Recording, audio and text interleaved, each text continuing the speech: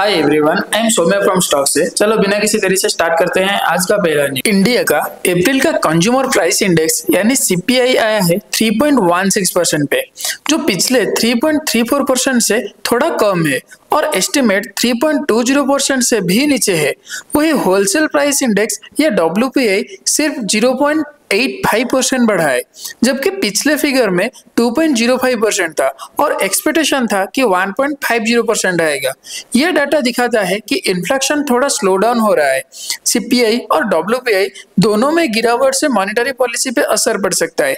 Government और RBI इस trend को क्लोजली मॉनिटर कर रहे हैं। इसी के साथ अगर हम नेक्स्ट न्यूज के ऊपर ध्यान दें तो पाकिस्तान ने मिलिट्री ऑपरेशन में चाइनीज मेड मिसाइल का यूज हुआ है, जिसका इंडिया ने सीरियस नोट लिया है।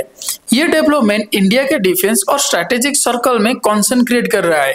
चाइनीज और पाकिस्तान के बीच बढ़ता हुआ मिलिट्री कोऑपरेशन नया सिक्योरिटी डायमेंशन को जन्म दे रहा है।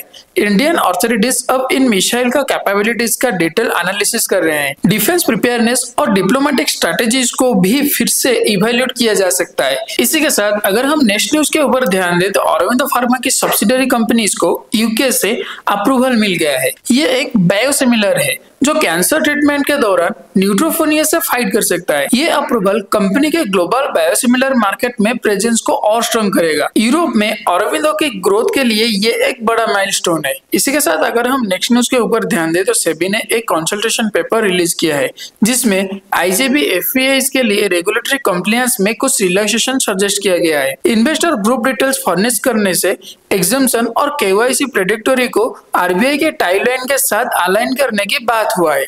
एनआरआई और ओसीआई के अनरेस्ट्रिक्टेड कंट्रीब्यूशन को भी अलाउ करने का प्रपोजल है। रेगुलर एफपीआईज और आईजेबी एफपीआईज के बीच ट्रांजैक्शन को सेमलेस बनाने की कोशिश है। ओवरऑल एम है कि इन्वेस्टमेंट नॉर्म्स को सिंप्लीफाई करना और गवर्नमेंट सिक्योरिटीज में पार्टिसिपेशन बढ़ाना। इसी के साथ अगर हम नेक्स्ट न्यूज के ऊपर ध्यान दें तो ट्रम्प ने कहा है कि उनके एफर्ट से pharmaceutical prices historic low levels तक आ सकता है। उन्होंने टैरिफ्स के इम्पैक्ट को हाईलाइट किया है और बोला है कि यूएस अब उन कंट्रीज पे टैरिफ्स लगा रहा है जो पहले यूएस को टारगेट करते थे। एप्पल और निविडिया जैसे टेक जायंट्स के रिसेंट इन्वेस्टमेंट का भी उन्होंने जिक्र किया है। ट्रम्प ने निविडिया के सीईओ को अप्रिशिएट किया है और टिम कुक की एब्सेंस पे कैजुअली कमेंट किया है। उनके स्टेटमेंट से यूएस इकोनॉमिक पॉलिसी और ट्रेड स्टेटमेंट का करेंट डिसीजन समझ में आ रहा है। इसी के साथ अगर हम नेक्स्ट न्यूज के ऊपर ध्यान दें तो अदानी ग्रीन एनर्जी ने गुजरात में 50 मेगावाट का सोलर प्रोजेक्ट ऑपरेशन कर दिया है। ये प्रोजेक्ट कंपनी के रिन्यूएबल एनर्जी पोर्टफोलियो को और स्ट्रॉन्ग बना रहा है। इंडिया के क्लीन एनर्जी गोल्स के सपोर्ट में ये एक और कदम है।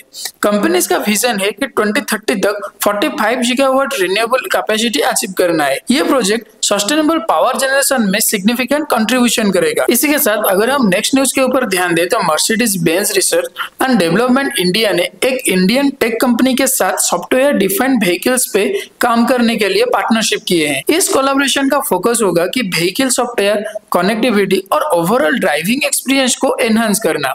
Next gen mobility solution develop करने में दोनों कंपनीज अपना एक्सपर्टाइज ला रहे हैं। मर्सिडीज बेंज का ग्लोबल डिजिटल ट्रांसफॉर्मेशन विजन इस पार्टनरशिप के थ्रू और आगे बढ़ेगा। ऑटोमेटिक इंजीनियरिंग में इनोवेशन और सस्टेनेबिलिटी को बूस्ट मिलेगा। इसी के साथ अगर हम नेक्स्ट न्यूज के ऊपर ध्यान दें तो अंबानी को प्रोमिनेंट ब्लू चिप स्टॉक में इन्वेस्ट का लगभग 2000% का रिटर्न मिल रहा है।